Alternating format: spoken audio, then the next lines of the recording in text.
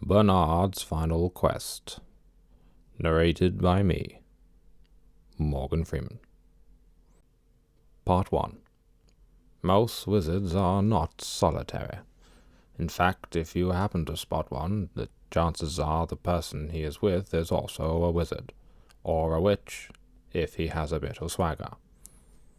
Bernard was different. Bernard liked to keep himself to himself, and wasn't particularly interested in the general goings-on of the wizarding world. "Harry can suck a dick," he would often murmur to himself. Instead, Bernard would decide upon his own adventures, and choose for himself how to use his vast magical powers. This is the tale of Bernard's Final Quest. Bernard's Final Quest. Bernard's Final Quest. Bernard's Final Quest. Bernard's Final Quest. It's not Bernard, it's Bernard.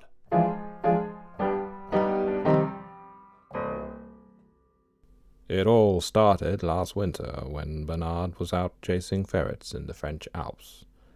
Ferrets are famous for their great ideas, and Bernard had been struggling to think up his next adventure for over 20 years now. 1 week into the hunt, and he was yet to find a trace of a single ferret. I wonder if the Alps is the right place to look, he asked himself. While lost in thought, pondering this question, he absently noticed a whooshing sound heading towards him. With half his attention still vacant, he unconsciously turned his head up the mountain towards the noise. The sweeping whooshes got closer and closer, louder and louder, at a pace more rapid than anything natural. Bernard's attention began to catch on, but before he could fully focus, he was struck down by a large spray of snow, accompanied by a passing "Whee!" What the dickens? said Bernard, flat on his back. He got himself up and brushed himself clean and peered down the mountain at the freshly laid tracks carved in the snow. Already in the distance, he could just about discern the passer-by, gliding down the rest of the mountain on 2 large sticks for shoes. Humans, Tutted Bernard. they never cease to fascinate, but I do wish they'd learn some manners. Suddenly a ferret landed on his shoulder. "I have an idea," It said with perfect diction. Of course you do. Said Bernard. "You should find that human there and teach him some manners." That's funny. Said Bernard. I was just thinking the same. It would be suggestible that you use your magical abilities to ponder his face. Then once observed, you would be capable of heading into town, partaking in a touch of après-ski, and approaching him in a calm, reasonable fashion. What's après-ski? Asked the wizard. "Is your name Bernard?" Yes. "Well, Bernard, I will show you. But you will need a coin." Like this? Asked Bernard, pulling a gold sovereign from his cloak. "No, that is too big." Bernard's face remained still while he processed the ferret's words. "I will find you an appropriate coin when we are there. Continued the ferret. But first, reveal the human's face that we may commit its features to our memory." With a passing glance back down the mountain, Bernard took out his wand. Very well, He said. Ravioli! He shouted, whilst fluttering his wand to the sky. A wind began to pick up in front of them. The eddies came together and consolidated into one. There it swirled, awaiting its instructions. Show me the human that whizzed past me not moments ago, Requested the wizard. The wind began to blow this way and that, heading off here and there, collecting twigs and leaves from the surrounding area. "How long does it take?" Asked the ferret. Not long. Said Bernard. After the wind had gathered all the materials it needed, it began shifting and rearranging them on the ground in front of them. A picture started to take shape. Oh, look. That must be the eyes. Exclaimed Bernard. "Yes." Replied the ferret. Oh, and a nose. And there's a mouth. I say, Wind, you're quite the artist. After a few minutes the wind finished its work and dispersed. Has it finished? Exclaimed the ferret. I guess so. It does not look finished to me. I can see the nose, and I can see the mouth, and I can see the ears. But where is the hair? I'm not sure. It's never stopped halfway through before. Maybe the human doesn't have Oh, wait, I see it. Look closely, ferret. There is some hair, but it appears to be coming from the back. Ah, I think I can just about see. But why is the human brushed it forward like that? I don't know, ferret. I don't know. The two new companions pondered the image before them with confused looks. You know, said the ferret after a few minutes, I cannot for the life of me remember what we were meant to be doing. Me neither, replied Bernard. This human schlid has thrown me right off track. I have an idea, said the ferret. Of course you do, said Bernard. We need to discover the location of this human and tell him what is what. That he's bold? Exactly. And also that boldness is unbeatable. Not even the Dark Lord was able to conquer it. We should also tell him that brushing the strands left at the back towards the front is not effective, added Bernard. That is true. He must let it go. And so the wizard and the ferret started their way down the mountain, with the human's boldness firmly imprinted in their minds. At last, said the wizard, an adventure.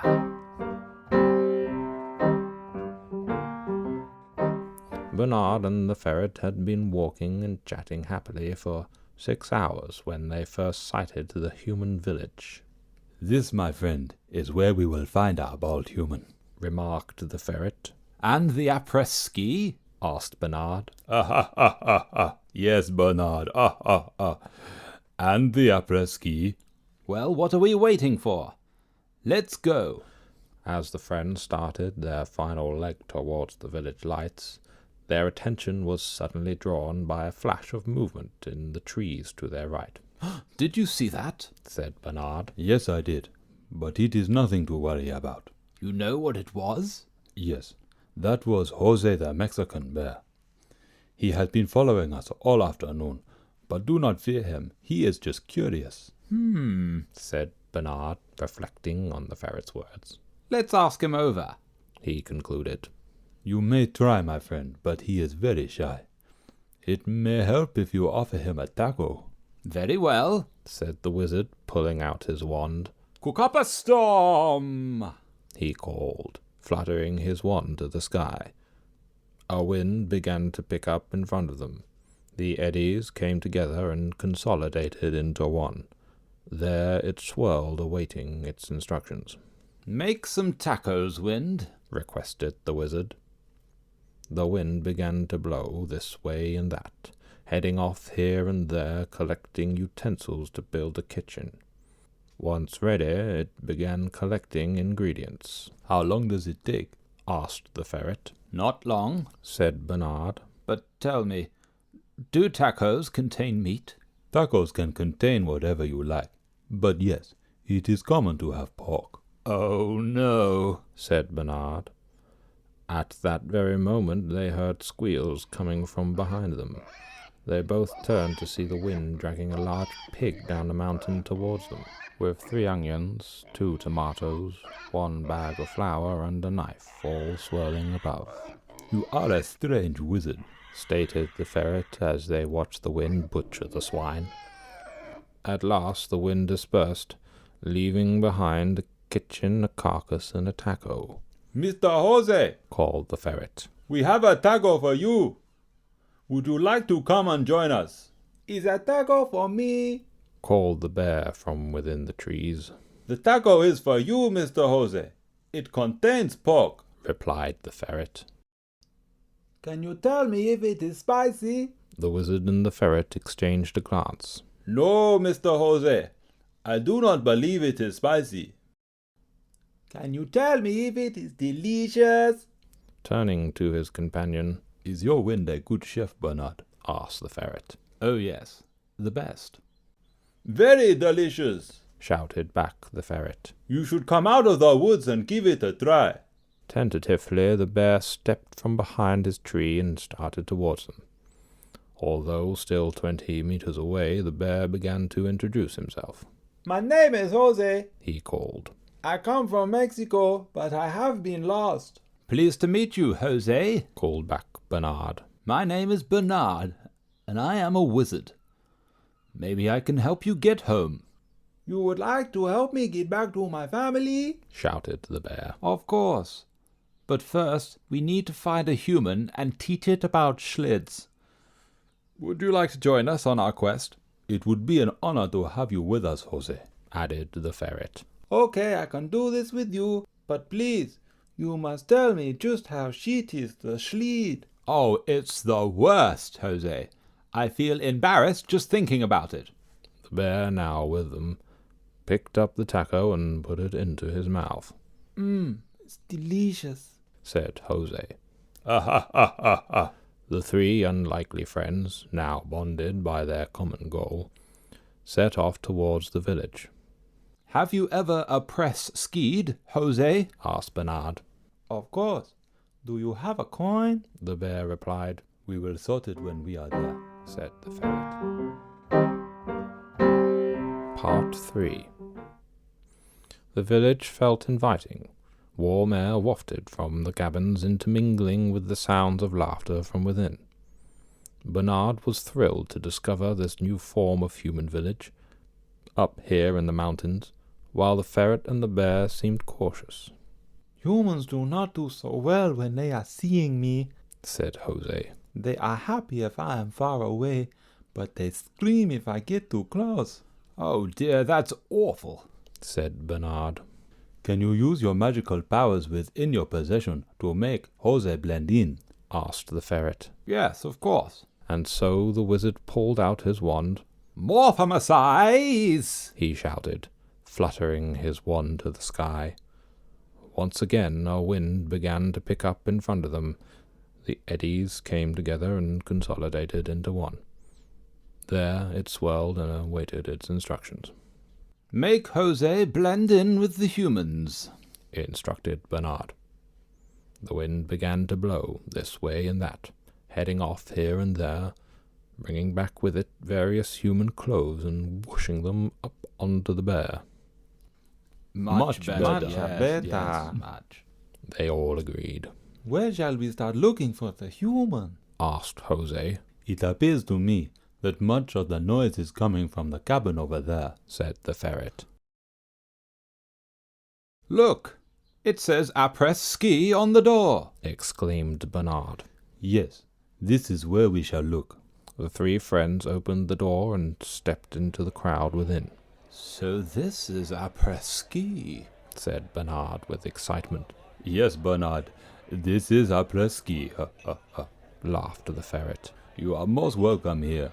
Now, let us find the human. I can't see him, said Bernard. It would be quickest to identify the human by its head. Jose, you must be our eyes. Take us to the baldest human you can see. The bear scanned the room. I cannot see any baldness in here, he stated. Reflected the ferret. I was so sure he would be in here. Wait, jumped in the wizard. Light. What? Inquired the ferret. Baldness reflects light. Jose, can you see any bright spots in the room? The bear scanned once more. Oh, yes, Mr. Wizard. I can see a great light over in the corner. It is a blinding. Take us there, said the ferret. The three pushed and squeezed through the humans towards the light. As they arrived, the human's face became more visible. That's the one. Look at that Schlid, exclaimed Bernard, upon recognizing the features of the wind's picture. Let's go speak with him. Bernard proceeded towards the human and tapped it on the shoulder. As it turned to face them, an even greater and more focused beam of reflected light struck poor Jose in the eyes. Ay, ay, ay, he called. I am being blinded. Yes, said the human. Bernard cleared his throat to address the human. We travellers from yonder have travelled from afar to tell you. Yes, repeated the human. You need to let it go, said the ferret. The human said nothing. Its eyes went to the floor in sad reflection. Yes, it said. So everyone keeps telling me. Good. Right. Well, thank you for listening, and, Wait, it suddenly said. Do you have a coin? Well, I have this, said Bernard, pulling the great sovereign from his cloak. That is too big, said the ferret. I told you this, Bernard. It is too big, agreed the human. But don't worry. I've got one we can use. Here. Come and sit round this table with me, and bring a cup. The four sat together around the vacant table. The human hastily explained the rules of Touch the Cup to Bernard, who, although baffled by the game, eagerly threw himself in. The ferret, being a ferret, found it difficult to put enough power into the coin to make it bounce into the cup. Jose, being a bear, found it difficult to even hold the coin. Bernard, being a novice, found it difficult to aim properly, and so, as the night drew on, the three friends became more and more intoxicated, while the human, an expert at the game, remained sober. The drunken haze was blurring Bernard's senses, but a sweeping sense of suspicion was washing through him. He couldn't help but feel the human was staring at him. Why was he not laughing with all the rest of us? And why did he have that strange smirk on his face? These were the last thoughts Bernard could remember before waking up, with the sun in his eyes.